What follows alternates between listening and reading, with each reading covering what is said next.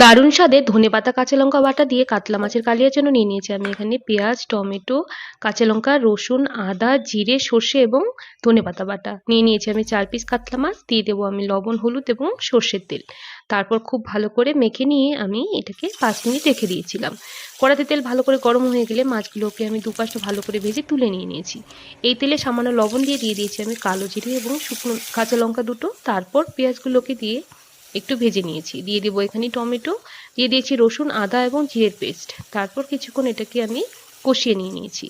এখানে সামান্য একটু জল এড করে দিয়ে দিয়েছি লবণ এবং হলুদ। তারপর আরও কিছুক্ষণ কষিয়ে নিয়ে আমি দিয়ে দিয়েছি এখানে শেষে সর্ষে বাটা দিয়ে একটু কষিয়ে নিয়ে দিয়ে দিয়েছি আমি 2 বাটি জল। ঝোল ফুটে গেলে আমি এখানে দিয়ে দিয়েছি কাঁচা লঙ্কা বাটা এবং ধনেপাতা বাটাটা। তারপর এখানে এই মাছগুলোকে দিয়ে আমি 5 মিনিট ফুটিয়ে নিয়ে নামিয়ে নেব। খুবই সুস্বাদু হবে খেতে। ধন্যবাদ সবাইকে ভিডিওটি দেখার জন্য। কেমন লাগলো অবশ্যই জানাবেন।